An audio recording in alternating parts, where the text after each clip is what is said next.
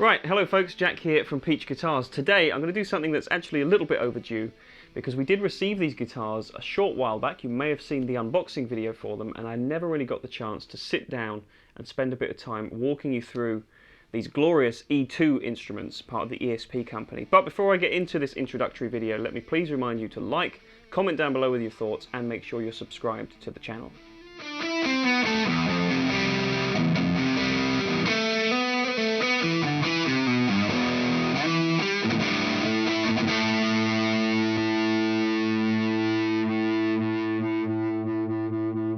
Alright, so carrying on from that initial unboxing video, which actually took place around maybe a month ago now, I'm sure many of you may have seen that we've added ESP guitars to our arsenal, which I'm very pleased with. This is something that's been fairly overdue because there's many brands out there that kind of cater to the shred market, if you like, or the high performance guitar market, as I like to term them, but none with quite the same pedigree and lineage as ESP guitars. So it seemed natural that we should take them on. I'm very pleased that we made that decision to do so. Since them coming in, a fair few have actually sold, but I've never had the chance to actually sit down and walk you through a few of the different models, kind of to give you an idea of what the brand is about and the full range of instruments that they're able to offer you as well. So that's what I'm going to intend to do in today's video. So what I've done, as I say, is I've picked 4 instruments, or I say I have. I've actually had the ESP guru in store pick out what he thinks are the best 4 instruments to represent this E-II brand. So I'm going to delve into each of those guitars, give you a couple of the specifics, and give you a couple of playing clips that I think best represent what that guitar is about. Okay, so for a little bit of clarification, E-II is the brand name that ESP give to this line of guitars, and it kind of bridges the gap between the Korean-made LTD models, which are slightly more affordable, and the real top-end ESP custom lineup. What you're getting here is just a rock-solid player's level instrument, if you like. So it's something you can rely on as a player and know that you've still got something fairly unique, but that's been through the whole process that all ESP's products do. So that's quite reassuring, I think. I'd also like to make the case in this video today for these guitars being perhaps a little more versatile than their aesthetics might give them credit for. These are undeniably beautiful guitars, very attractive instruments, and they do tend to attract a certain kind of style of guitar player. But that's just based on the fact that these perform so well and they are so comfortable to play. They lead you into those efficient and high performance styles, if you like. But when you actually play around with different gain settings and different tones, these things are able to provide you with a whole wealth of different sounds. It's not just about the high gain stuff. Alright, just for a bit of context, all these guitars are being played through an Orange Rockaverb 100 amp. I'm using a couple of delay and reverb effects in the effects loop from a Line 6 HX effects, which is pretty standard for me. And I am boosting occasionally the high gain tone with the Dualist overdrive pedal, just for some more sustain.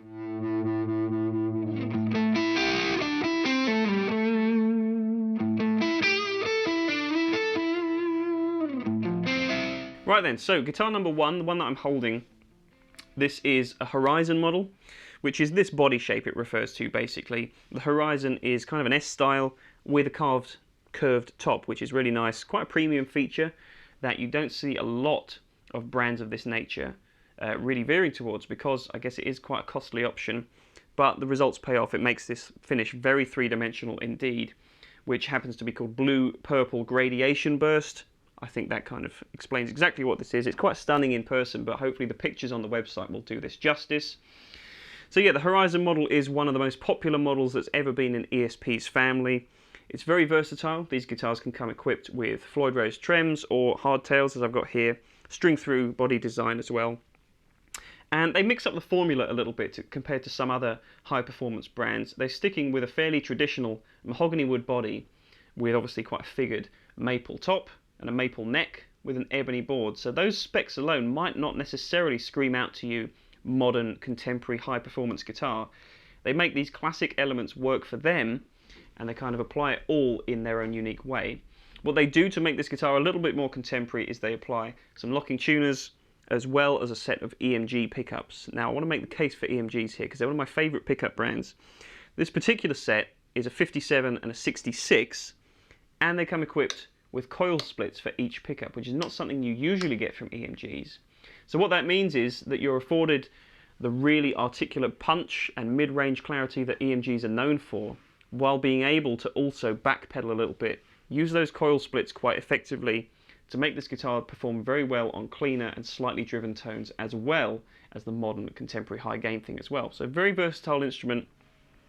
I think it can do a lot more than it gets credit for, and hopefully you're going to get that from the clip that you hear.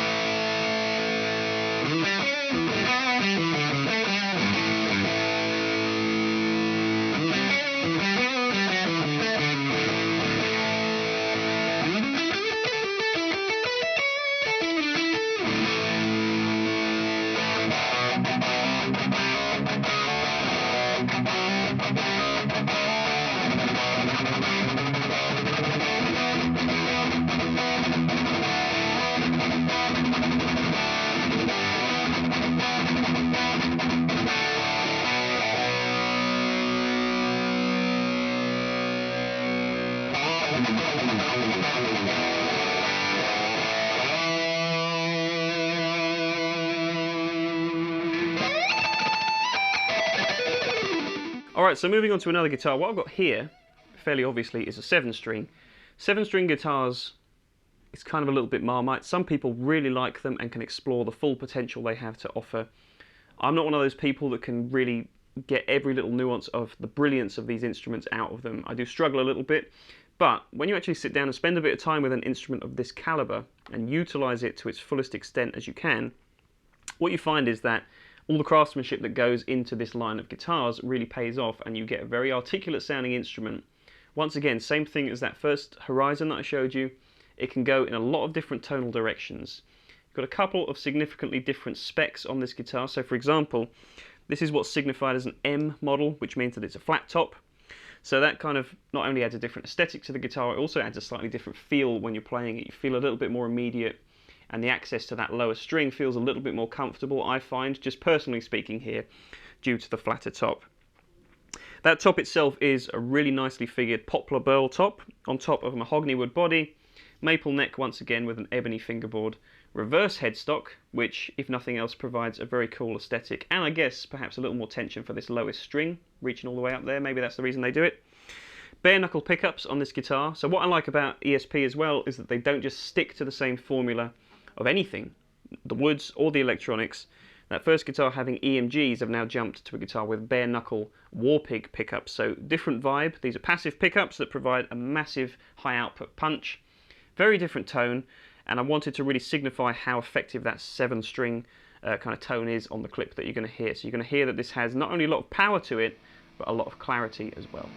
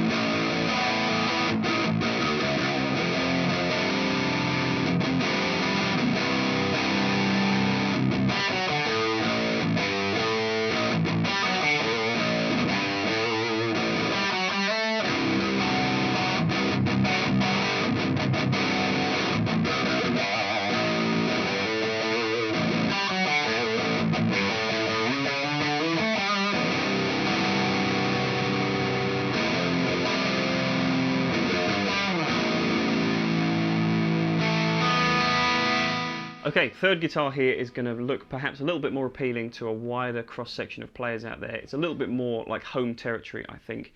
This is the Eclipse model. So it looks a little bit more traditional in the fact that it's a single cut design, actually notably with a significantly thicker mahogany wood body.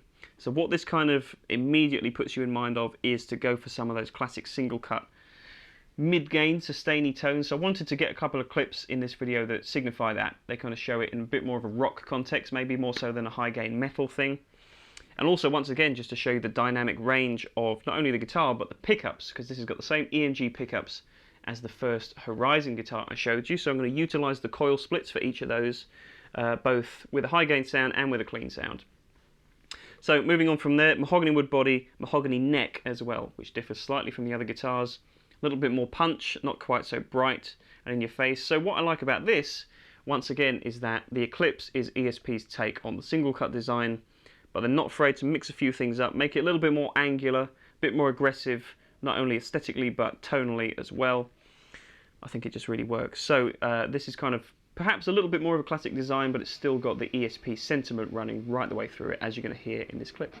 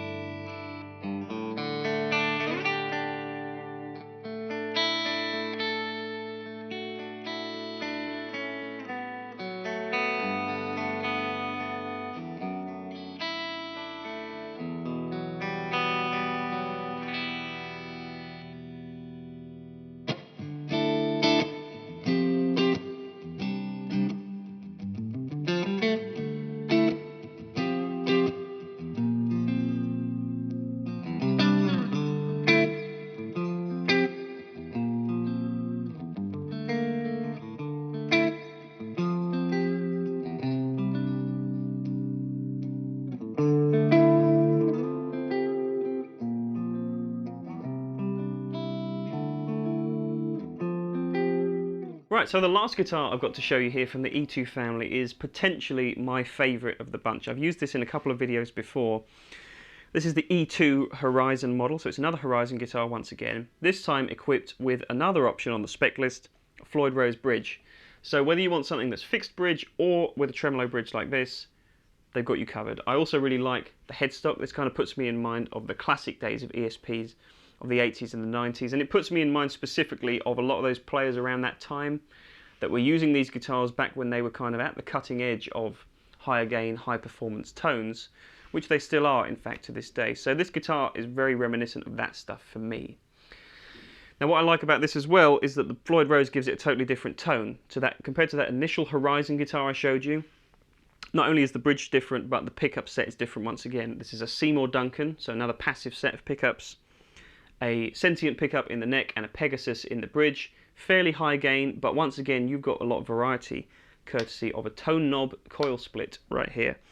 Standard three-way switch once again, mahogany body, figured maple top, maple neck, ebony board. Fairly standard stuff, but they implement it in slightly different ways on all these guitars. What I went for in the clip here is that very expressive and clear-cutting lead kind of a voicing. I wanted to push that out with this guitar. I think it does it very well. It's one of my favourites for that very reason.